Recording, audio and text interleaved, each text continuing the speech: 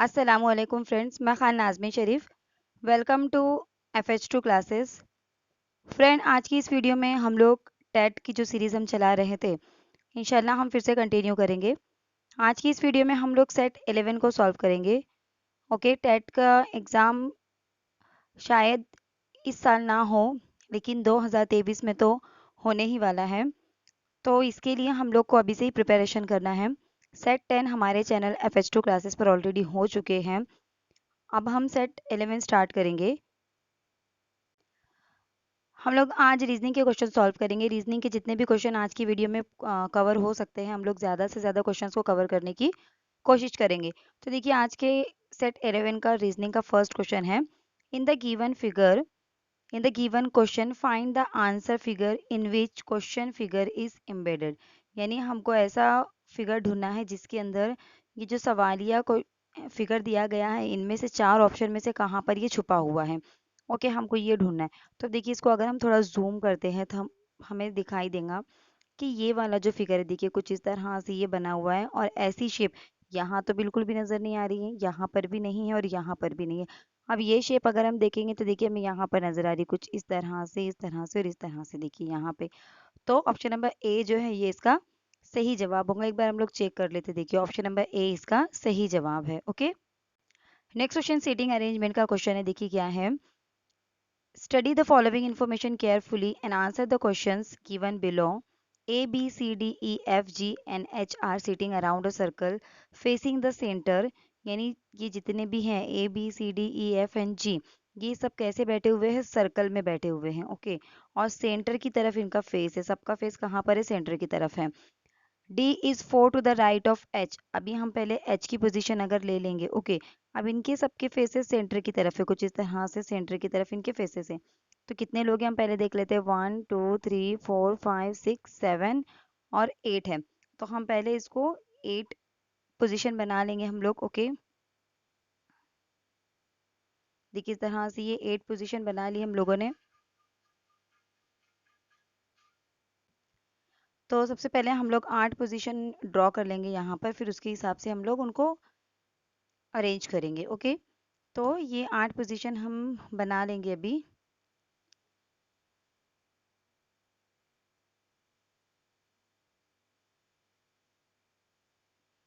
Okay, ये हो गई हमारी 8 पोजीशन। अब हमें क्या करना है, हमें सिर्फ इनको अभी अरेंज करना है यहाँ पर कि कौन सा कहाँ पर आएगा। ओके, उस हिसाब से हम इनको, इनकी जो गिवन इन्फॉर्मेशन है उस बेस पर हम अरेंज करेंगे। अब देखिए क्या क्या इन्फॉर्मेशन है, इसको बहुत केयरफुली पढ़ना है। जिनके थ्रू पोजीशन दी गई है पहले उनको ड्रॉ करना है। जैसे D is fourth to the right of H। अब इनके फेस, सबके फेस सेंटर की तरफ है, कुछ इस तरह से इन लोग के फेस सेंटर की तरफ है। तब इस हिसाब से हमको इनका राइट लेफ्ट डिसाइड करना है। ओके, अगर सेंटर की तरफ हम फेस करके बैठे हैं तो देखिए ये राइट है और ये लेफ्ट है। इस तरह से हमको अरेंज करते जाना है, right right left left. Okay, ये लेफ्ट है, ये राइट है। अब इसी तरह से ये राइट जो है यहाँ पर टर्न होते जाएगा। जैसे इसका राइट ये वाला आ जाएगा और ये वाला लेफ्ट हो जाएगा, इसका राइट ये वाला आ जाएगा, ये लेफ्ट हो जाएगा। यानी राइट के फौरन बाजू वाले का जो है वो लेफ्ट होगा। इस तरह से हमको देखना है। अगर इसमें किसी को कंफ्यूजन है तो वो मेरी सीटिंग अरेंजमेंट की जो मैंने वीडियो बताई उस कैसे पोजीशन आपको अरेंज करना है आप देख सकते हो। रहमान पठान यूट्यूब चैनल पर सीटिंग अरेंजमेंट का पूरा टॉपिक कराया गया है। वहाँ पर लेफ्ट राइट आपको कैसे अरेंज करना है, कैसे देखना है, ये बताया गया है पूरी तरह से। ओके, तो आपको जो नॉर्थ फेस वाला है पहले उसको कंसिडर करना है। नॉर्थ फेस वाला इजी होता है क्योंकि जो हमारा राइट होता है वो उसका राइट होता है, जो हमारा लेफ्ट होता है वो उसका लेफ्ट होता है। तो इस तरह से ये राइट हो गया, ये लेफ्ट हो गया। ओके, तो अब अगर हम इसको यहीं अरेंज कर लेंगे, suppose D is 4 to the right of H। अब अगर मैं H को यहीं पर ले लेती हूँ। Okay, just a minute. ठीक है, मैं ये यहाँ पर इसको लिख देती हूँ, ये राइट है और ये लेफ्ट है। ओके, अब यहाँ पर हम इनका अरेंजमेंट करेंगे। ओके, अब यहाँ पर मैं ले लेती हूँ H।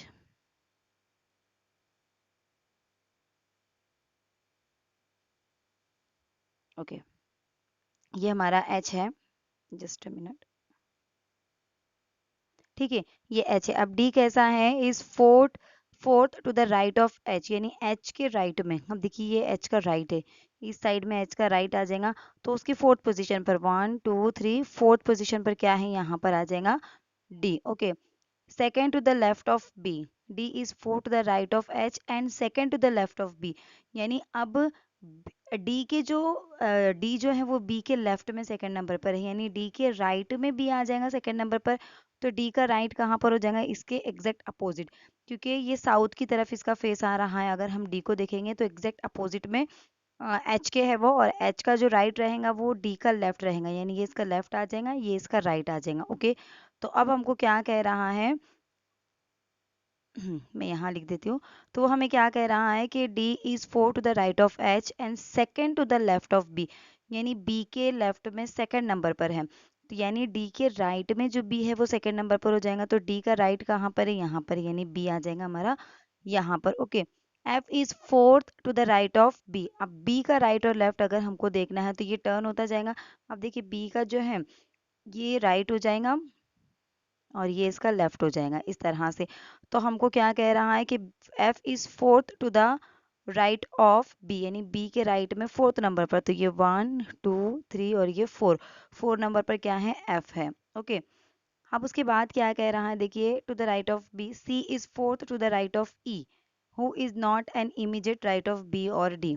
अब क्या कह रहा है, देखिए C जो है वो फोर्थ नंबर पर है। किसके फोर्थ नंबर पर है, C is fourth to the right of E। अब E की पोजीशन तो हमको पता ही नहीं है कि E कहाँ पर है।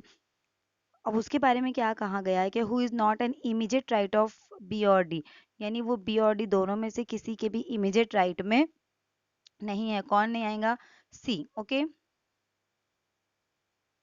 आगे भी पढ़ लेते क्या है, देखिए A is not an immediate neighbour of D, यानी यहाँ पर अब A की पोजीशन देखिए हमको दी गई है कि A जो है वो D का इमीडिएट नेबर नहीं है, यानी डी दो पोजीशन में से नहीं आ सकता। कौन सी दो पोजीशन में से, देखिए ये जो दो पोजीशन डी की दी गई है इनके पास यहाँ पर ए नहीं आ सकता, क्योंकि A is not an immediate neighbour of D कहा गया। तो यानी ए कहाँ पर आएगा, एक तो यहाँ पर आ जाएगा, दो पोजीशन बची, एक तो यहाँ पर आ जाएगा, एक तो यहाँ पर आ जाएगा। अब यहाँ पर देखिए क्या कह रहा है, किसके बारे में, ई के बारे में क्या कह रहा है, who is not an immediate right of B और डी, यानी बी और डी की इमीडिएट राइट में नहीं है। कौन नहीं है, ई। तो अब डी का इमीडिएट राइट हम देखेंगे कहाँ पर है। तो देखिए डी का इमीडिएट जो राइट है वो ये वाला है, ये वाला डी का इमीडिएट राइट है। तो यहाँ पर हमको ई नहीं लेना है। और बी का इमीडिएट राइट कौन सा है, देखिए बी का अगर हम देखेंगे तो यहाँ है, यानी यहाँ पर भी हमको क्या करना है, ई नहीं लेना है। तो अब ई कहाँ से आ जाएगा, ई एक तो यहाँ पर आएगा, एक तो यहाँ पर आ जाएगा। ओके, अब सी से फोर्थ पोजीशन पर है वो, कहाँ पर, सी से fourth, C is four to the right right of E, sorry C जो है वो ई के राइट में फोर्थ पोजीशन पर है। ओके, तो देखिए ई को अगर हम यहाँ पर कंसीडर करते हैं सपोज, क्योंकि सॉरी ई हम यहाँ पर नहीं ले सकते क्योंकि राइट में ई नहीं कहा गया है बी और डी के। तो ई को हमको कहाँ लेना पड़ेगा, फिर दो पोजीशन बची हैं, हम रख कर अरेंज करके देखेंगे। ई को अगर हम यहाँ पर रखते हैं तो इसके राइट में फोर्थ नंबर पर क्या है, इसके राइट में फोर्थ नंबर पर ई है।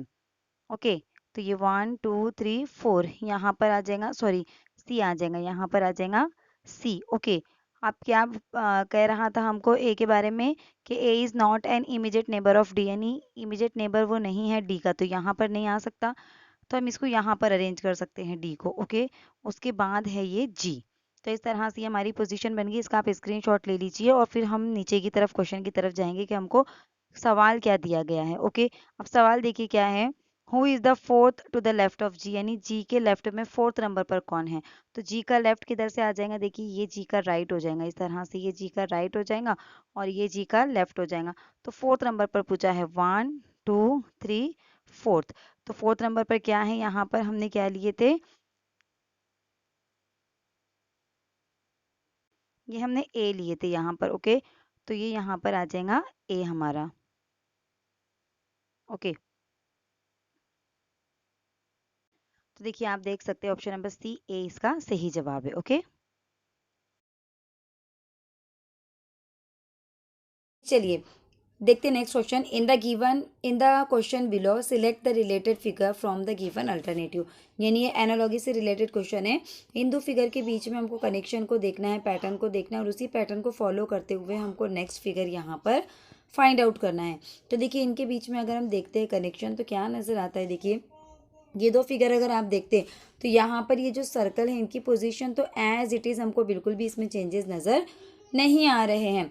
ओके, लेकिन इसके बीच के डिज़ाइन को अगर हम गौर करते हैं तो देखिए यहाँ पर ये जो ट्रायंगल है इस वाले में, ओके, इस वाले का जो ट्रायंगल है तो देखिए उसकी पोजीशन ऐसी है, तो वो पोजीशन वाला ट्रायंगल ऊपर शिफ्ट हो गया और इस वाले ट्रायंगल के राइट वाले ट्रायंगल जो फिगर जो सर्कल है उसका जो ट्रायंगल है उसकी पोजीशन साउथ की तरफ है, तो वो इधर शिफ्ट हो गया। बस इतना ही इसमें चेंजेस आए हैं। तो सेम वही चीज़ हमको यहाँ पर फॉलो करनी है कि हम क्या करेंगे, यहाँ पर देखिए ये बनाएंगे हम इस तरह से, ऐसा ये ऐसा बनाएंगे। अब देखिए ये पोजीशन वाला ट्रायंगल जो है वो यहाँ पर शिफ्ट हो जाएगा और देखिए ये पोजीशन वाला जो ट्रायंगल है वो यहाँ पे शिफ्ट हो जाएगा। बस इसी फिगर को हमको यहाँ पे तलाश करना है। तो देखिए ऑप्शन नंबर 1 अगर हम देखते हैं तो दोनों भी ट्रायंगल का जो फेस है वो नॉर्थ की तरफ जा रहा है, तो ये एलिमिनेट हो गया। यहाँ पर तो हम इसकी जो ये है पोजीशन है स्क्वायर की वही मैच नहीं कर रही है। अब इन दोनों में देखेंगे तो देखिए दोनों भी ट्रायंगल यहाँ पर साउथ की तरफ है, जबकि ये वाले फिगर में इस तरह से कुछ दिया गया है। तो ऑप्शन नंबर 3 जो यहाँ पर इसका सही जवाब होगा। देख लेते, देखिए ऑप्शन नंबर 3 इसका सही जवाब है। ओके, नेक्स्ट क्वेश्चन देखिए क्या है। Next question statement and conclusion वाला क्वेश्चन है। ये पूरा क्वेश्चन मैं यहाँ पे रीड नहीं करती हूँ। देखिए आपको सिर्फ क्या करना है, यहाँ पर ये 3 स्टेटमेंट दिए गए हैं और ये 3 स्टेटमेंट को कौन सा कंक्लूजन फॉलो करता है हमको यहाँ पर वो देखना है। ओके, अब देखिए 3 स्टेटमेंट कौन कौन से पहले हम वो देखेंगे और उसको हम क्या करेंगे, चाहे वो स्टेटमेंट रियल लाइफ से रिलेटेड बिल्कुल भी ना हो या रियल लाइफ में कुछ और यहाँ पर कुछ और दिया गया है। तो देखिए 3 स्टेटमेंट कौन से, हमको वो 3 स्टेटमेंट यहाँ पर पहले इसको हम क्या करेंगे, देखिए ऐसे जो क्वेश्चन है आपको वैन डायग्राम से आपको सॉल्व करना है। ओके, तो देखिए सबसे पहला स्टेटमेंट है ऑल डिजिट्स आर सिंबल्स। तो हम क्या करेंगे, देखिए मैं आपको हमेशा बताती हूँ जब भी इस तरह के क्वेश्चन करते हैं, आप मेरी प्रीवियस वीडियोस देख सकते हैं कि जो ऑल वाला सर्कल आता है वो हमेशा आपको छोटा लेना है और जो उसे कहा गया है वो हमेशा क्या करना है, हमको बड़ा लेना है। यानी ऑल डिजिट्स कहा गया तो डिजिट वाला छोटा आएगा और क्या कहा गया उन्हें, सिंबल्स, तो सिंबल्स वाला क्या आ जाएगा यहाँ पर, बड़ा आ जाएगा। ओके, उसके बाद नेक्स्ट क्या है, देखिए नेक्स्ट कह रहा है ऑल सिंबल्स आर लेटर, यानी अब सिंबल्स छोटा हो जाएगा और लेटर उसमें लेटर के अंदर वो आ जाएगा, ये यहाँ पर आ गया लेटर। थर्ड वाला क्या कह रहा है, देखिए सम लेटर्स, अब यहाँ पे सम, जब सम आता है तो कुछ हिस्सा हमको ओवरलैप करना है। तो क्या कह रहा है, सम लेटर्स आर एलिमेंट, यानी सम किसकी बात हो रही है, लेटर्स की। देखिए यहाँ पर हमको डिजिट तक नहीं जाना है, सिंबल्स तक भी नहीं जाना है, क्योंकि इन दोनों का यहाँ पर कहीं भी जिक्र नहीं है। ओके, तो यहाँ पर हम क्या करेंगे, सम लेटर्स आर एलिमेंट, ये ले लिया हमने एलिमेंट का। अब ये देखना है कि इनमें से जो कंक्लूजन दिए गए हैं कौन सा कंक्लूजन यहाँ पर करेक्ट है। ओके, तो अब देखेंगे हम कौन सा कंक्लूजन करेक्ट है। ऑल डिजिट्स आर लेटर, यानी जितने भी डिजिट्स है वो लेटर है, तो ये बिल्कुल सही है। देखिए ये डिजिट वाला सर्कल हो गया छोटा और ये बड़ा सर्कल हो गया लेटर वाला, तो उसी में आ रहा है ये, तो इस हिसाब से ये बिल्कुल भी सही है। ओके, ऑप्शन नंबर 1 सही है, या सॉरी कंक्लूजन 1 सही है। सेकेंड वाला कंक्लूजन देखते हैं, सम सिंबल्स आर एलिमेंट। देखिए सिंबल्स और एलिमेंट का कहीं कोई ताल्लुक नहीं बताया गया है, तो ये ऑप्शन नंबर रॉन्ग हो गया। ऑल लेटर्स आर डिजिट, देखिए ऑल लेटर्स की, ऑल की जब भी बात आती है तो वो हमेशा अंदर की तरफ आता है, जबकि लेटर वाला सर्कल यहाँ पर आउटर साइड में, बाहर की साइड में है।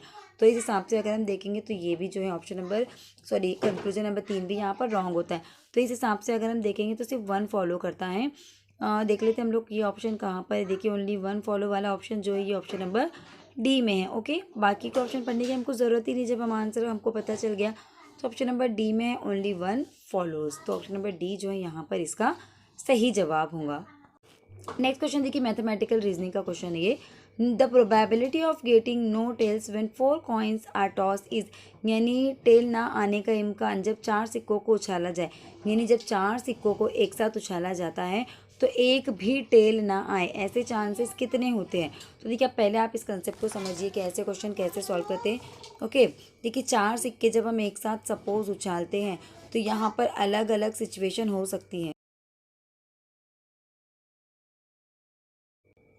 तो देखिए जब 4 सिक्के हम एक साथ उछालते हैं तो क्या क्या चांसेस हो सकते हैं, देखिए यहाँ पर बहुत सारे चांसेस हो सकते हैं। जैसे देखिए 3 पर टेल आ सकता है, 1 पर हेड आ सकता है, या देखिए यहाँ पर ये भी चांस हो सकते हैं कि 2 पर टेल आए, ओके, और 2 पर हेड आ जाए, या देखिए यहाँ पर ऐसे भी चांसेस हो सकते हैं के फर्स्ट वाले में हेड आ जाए, फिर तीनों में टेल टेल टेल आ जाए, ये यहाँ पर फर्स्ट वालों में दोनों में हेड हेड आ जाए फिर टेल आ जाए, मतलब ऐसे सिचुएशन बहुत सारी हो सकती है। तो ये कितनी हो सकती है, ये कैसे दिखेंगे हम? तो देखिए इसके लिए आपको सिंपली क्या करना है, ऐसे जो क्वेश्चन है इसमें अगर एक साथ सिक्कों को उछाला जा रहा है तो जो चांसेस होते हैं जो पैटर्न आने के, जैसे 2 हेड 2 टेल या 3 हेड 1 टेल, ऐसे जो पैटर्न बनते हैं वो कितने हो सकते हैं, वो कैसे निकालेंगे? तो जितने भी नंबर ऑफ कॉइन्स है उसको हमको क्या करना है, उसी नंबर से मल्टीप्लाई करना है।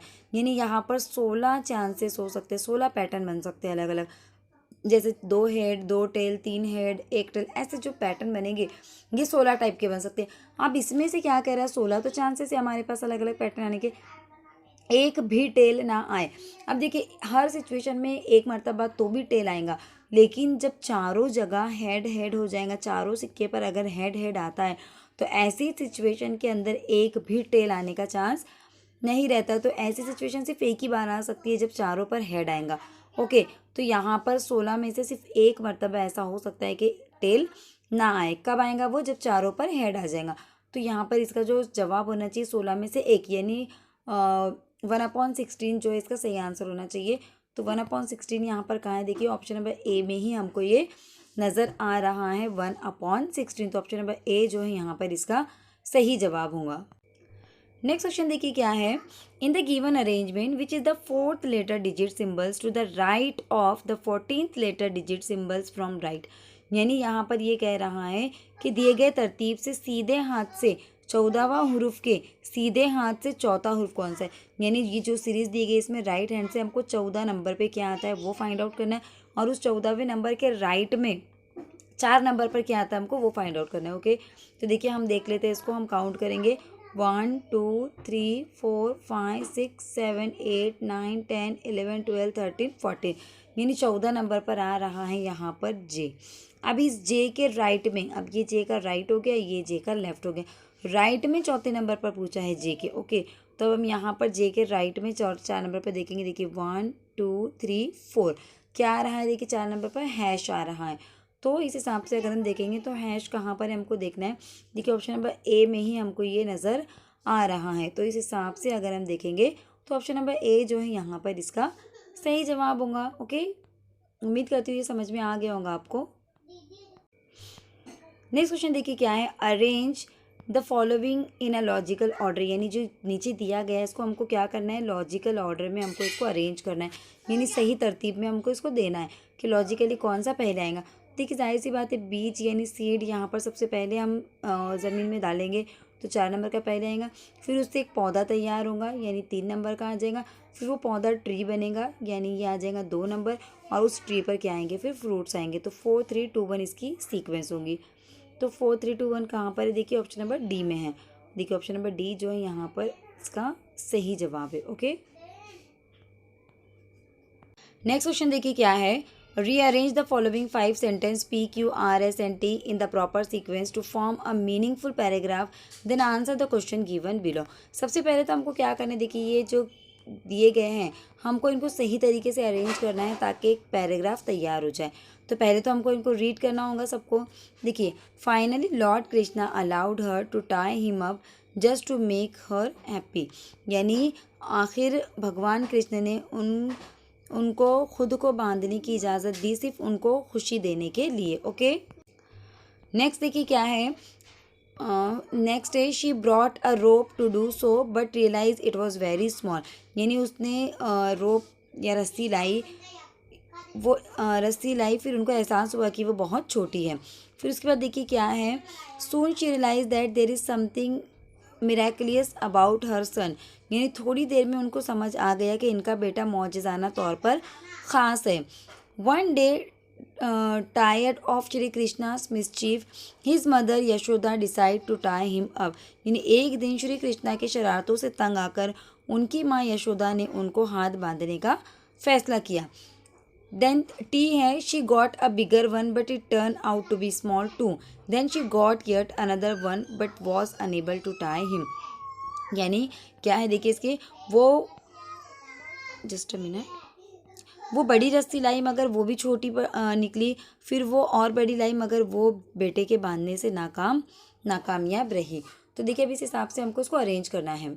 तो देखिए अब हम इसको अरेंज कर लेते हैं कि अब क्या आएगा। पहले यहाँ पर सबसे पहले देखिए, सबसे पहले ये वाला आएगा कि one day tired of Shri Krishna's mischief his mother Yashoda decided to tie him, यानी उनकी शरारतों से तंग आकर यशोदा ने कृष्णा को बांधने का फैसला किया, ऐसा आ जाएगा। Okay, finally lord Krishna allowed her to tie him up just to make her happy. Okay देखिए कुछ इस तरह से इसकी अरेंजमेंट आएंगी, आपको बता देती हूँ किस तरह से। देखिए सबसे पहले आएगा एस के एक दिन वो तंग आकर उन्होंने उनको बांधने का फैसला किया। फिर क्या आएगा, she brought a rope to do so, यानी उन्होंने एक रस्सी लाई उनको बांधने के लिए, बट उनको रियलाइज़ हो गया कि वो स्मॉल थी। फिर she got a bigger one, फिर वो एक बड़ी रस्सी लेकर आ गए, लेकिन फिर भी वो बांधने से नाकाम रही। फिर उसके बाद आएगा soon she realise that there is something miraculous about her son, मतलब उनको जल्दी ही एहसास हो गया कि उनके बेटे में कुछ तो भी ख़ास बात है। ओके, यानी चौथे नंबर पर आएगा आर। उसके बाद ऑप्शन नंबर पी आएगा, finally lord Krishna allowed her to tie him up just to make her happy, यानी फिर आखिरकार भगवान कृष्णा ने उनको खुद को बांधने की इजाज़त सिर्फ इसलिए दी ताकि वो अपनी उनकी माँ खुश हो सके, यानी ऑप्शन नंबर पी यहाँ पर लास्ट में आएगा। अब क्वेश्चन की तरफ बढ़ते हैं। Which of the following should be the fourth sentence after rearrangement, यानी चौथे नंबर पर कौन सा आएगा। तो देखिए चौथे नंबर पर यहाँ पर आर आएगा। ओके, तो आर यहाँ पर चौथे नंबर पर आएगा, जो कि कहाँ पर मौजूद है, ऑप्शन नंबर ए में मौजूद है। तो ऑप्शन नंबर ए जो है यहाँ पर इसका सही जवाब है। देखिए ये भी मैथमेटिकल रीजनिंग का क्वेश्चन है, ये इसको कैलेंडर में भी हम कंसिडर कर सकते हैं। कन्वर्ट 60 वीक्स इनटू डेज, यानी हमको 60 वीक्स को 60 हफ्तों को दिनों में कन्वर्ट करना है। ये मैथ्स में भी आ सकता है और मैथमेटिकल रीजनिंग या कैलेंडर में भी हम इसको ले सकते हैं। तो एकदम सिंपल है। देखिए 60 को हमको क्या करना है, एक दिन, एक वीक में कितने दिन होते हैं, 7 दिन होते हैं, तो ऐसे 60 वीक है, तो हमको इसको 7 से मल्टीप्लाई करना है। 700 7 6 42, तो 420 दिन यहाँ पर 60 वीक्स के अंदर आते हैं। ऑप्शन नंबर सी जो है यहाँ पर इसका सही जवाब होगा। देखिए ऑप्शन नंबर सी इसका सही जवाब है।